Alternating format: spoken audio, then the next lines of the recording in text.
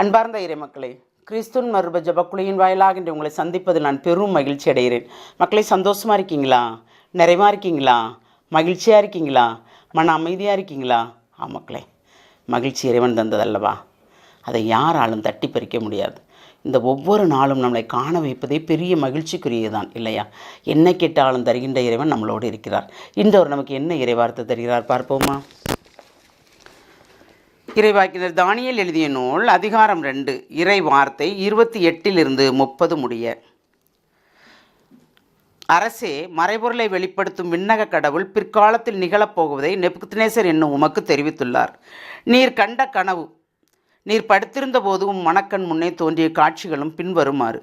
அரசரே, நீர் படுத்திருந்த போது எதிர்காலத்தில் நிகழப்போவதை பற்றி நினைக்கத் தொடங்கினீர். அப்பொழுது மறைபொருளை வெளிப்படுத்துகிற இனி நடக்கவிருப்பதை உமக்கு காண்பித்தார். ஆனால் என்னை பொறுத்த மற்றெல்லா உயிரையும் விட நான் ஞானமிக்கவன் என்பதால் எனக்கு வெளிப்படுத்தப்படவில்லை. ஆனால் அரசருக்கு அதன் உட்பொருளை தெரிவிக்கவும் உமது இதயத்தின் நினைவுகளை நீர் அறிந்து கொள்ளவும் அவை எனக்கு வெளிப்படுத்தப்பட்டுள்ளன. Praise the Lord. என்ன சொல்கிறார்? நான் ஞானமிக்கவன் என்பதால் எனக்கு வெளிப்படுத்தப்படவில்லை, ஆனால் அரசருக்கு அதன் உட்பொருளை தெரிவிக்கவும் உமது இதயத்தின் நினைவுகளை நீர் அறிந்து கொள்ளவும் அவை எனக்கு வெளிப்படுத்தப்பட்டன. அப்போ அந்த இடத்துல அவர் என்ன சொல்கிறார் பாருங்கன்னா, எனக்கு எல்லாம் தெரியும் அப்படிங்கிறக்காக அவர் சொல்லலை. நான் ஞானம் உள்ளவன், நான் வல்லமை உள்ளவன், நான் நுண்ணறிவு உள்ளவன்லாம் சொல்லலை அவர். இப்போ நமக்கு ஒரு விஷயம் தெரிஞ்சிட்டுன்னு வச்சுக்கோங்களேன், அப்பா எப்படி தம்பட்டம் அடிக்கும் இல்லையா?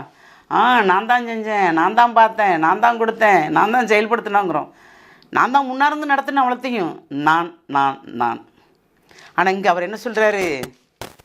நான் ஞானமிக்கவன் என்பதால் எனக்கு வெளிப்படுத்தப்படவில்லை. இதை கரெக்டாக நீங்கள் நோட் பண்ணிக்கிறணும். அரசருக்கு அதன் உட்பொருளை தெரிவிக்கவும் உமது இதயத்தின் நினைவுகளை நீர் அறிந்து கொள்ளவுமே அவை எனக்கு வெளிப்படுத்தப்பட்டன. ஏனென்றால் நாங்கள் மன்றாடிய மன்றாட்டால் வேண்டுதலால் நீர் கண்ட கனவும் அந்த கனவின் உட்பொருளும் வெளிப்படுத்த. அரசர் படுத்து இப்படி சிந்திக்கும் போது அவருக்கு ஒரு கனவு வருது. அந்த கனவை நாம் சொல்லி அதுக்கு விளக்கம் சொல்லணும்னா யாராலே முடியுமா? இல்லை. ஆனால் இறைவனால் முடியும் என்று இறைவனால் தெரிந்து கொண்ட தானியேல் மூலமாக அதை அவர் வெளிப்படுத்துகிறார். அப்போ தானியேல் எந்த அளவுக்கு அவர் 3 நேரம் ஜெபிக்கிறவர் இல்லையா? காலையில், மதியம், மாலையில், இரவு, இந்த 3 நேரமும் எப்போதும் இடைவிடாது ஜெபிப்பவர். அந்த ஜெபத்தின் வல்லமை, இறைவனுக்கு உகந்த வாழ்க்கை வாழ்ந்ததால் அவருக்கு அரசன் கண்ட கனவின் காட்சி தெளிவுபடுத்தப்படுகிறது இல்லையா?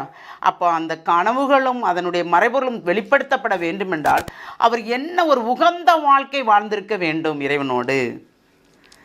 நாம் எந்த வாழ்க்கை வாழ்கிறோம்? இன்று புலம்புகிறோம்.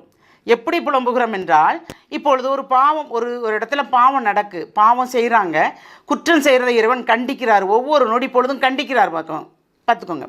அப்போ கண்டிக்கிறார், அவங்க கேட்கலைங்கும் போது அவர் தண்டிக்கும் போது. ஆனால் இவங்க என்ன சொல்கிறாங்கன்னா, திராணிக்கு மேல் என்னை சோதிக்க மாட்டேன் என்று சொன்னவரே இவ்வளோ சோதனை ஏன் தந்தீர் என்று கேட்கிறார்கள். ஆனால் அவர் என்ன சொல்கிறாரு? நீ எனக்குள்ளே இருக்கும்போது தான் திராணிக்கு மேலே நான் உன்னை சோதிக்க மாட்டேன். சோதனை தந்தால் அதை எடுத்துருவேன். ஆனால் பாவத்தின் சம்பளம் தானே இது, அப்போ சோதிக்கப்படணும்ல.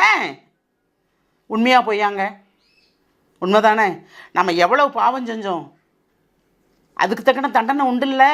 தண்டனை இல்லாமல் இல்லைங்க. ஆமாம், என்னப்பா நான் செஞ்சாலும் சரி, நீங்கள் செஞ்சாலும் சரி, மறைமுகமாக இருக்கிற இறைவன் அதை காண்கின்றார். அப்புறம் ஏங்க உங்கள் வாயிலிருந்து வருது, திராணிக்கு மேல் என்னை சோதிக்க மாட்டேன் என்று சொன்னவர் எனக்கு இவ்வளோ சோதனை தரலாமா? அவரை குற்றப்படுத்துறீங்களா இல்லையா? ஆமாங்க. அதுக்கு முதல்ல மன்னிப்பு கேளுங்க. இந்த செய்தி யார் பார்த்துக்கிட்டு இருந்தாலும், உங்களுக்கு எவ்வளவு சோதனைகள் துன்பங்கள் வந்திருந்தாலும், உங்களை அறியாமல் இந்த வார்த்தையை நீங்கள் பிறரிடம் வெளியிட்டிருந்தாலும் அவர்கிட்ட உடனே மன்னிப்பு கேளுங்க. தெரியாமல் செஞ்சிட்டோம்ப்பா, பேசிட்டோம்ப்பா, ஆமாப்பா, நாங்கள் செஞ்ச குற்றங்கள் குறையினால தான் இந்த தண்டனைப்பா, ஆனால் நான் அந்த ஒரு வார்த்தையை உடலை விட்டுட்டேன்ப்பா, மன்னிச்சிருங்கப்பா, இனிமேல் அப்படி சொல்லவே மாட்டேன், இனி பாவத்தில் நாங்கள் விழவும் மாட்டோம்ப்பா அப்படி நீங்கள் மன்னிப்பு கேட்கும்போது இரக்கத்தின் தந்தை, ஆமாம், அவர் பேரக்கத்தால் நம்மளை மூடி எந்த அளவு அந்த பாவத்தின் மொத்த சம்பளத்தை நாம் சுமந்தோமோ நம்மளை தூய்மையாக்கி அவர் நிறைவுபடுத்துவார். நம்மளோடு இருக்கிறார். Praise the Lord. அந்த வரத்தை கேட்போமா? தாயும் தந்தையுமான இறைவா, நீர் உள்ளத்தை ஊடுருவி பார்ப்பவர். ஒவ்வொருவர் என்ன செய்தாலும் பேசினாலும் அதை வெளிப்படுத்துவோர் நீர் தான் ஆண்டவரே. உம்மால் மட்டும்தான் முடியும் ஆண்டவரே அதையெல்லாம் செய்வதற்கு, வேறு யாராலும் முடியாது. நீர் யாரை தெரிந்து கொண்டீரோ அவர்கள் மூலமாக அதை வெளிப்படுத்துகிறீரே, அதற்கு கோடான கோடி நன்றி ஆண்டவரே. வல்லவரே, நல்லவரே, வாழ வைப்போரே, பாதுகாப்போரே, பலப்படுத்துவோரே, தேற்றுபவரே, திடப்படுத்துவோரே, எங்களை காண்பவரே, எங்களை உம்முடைய கரத்துக்குள் வைத்திருப்பவரே, உமக்கு நன்றி கூறி எங்களை முழுமையாக உம்முடைய இரக்கத்துக்குள் ஒப்புக் கொடுக்கிறோம். ஜெபம் கேட்கும் நல்ல பிதாவே. ஆமேன், ஆமேன், ஆமேன்.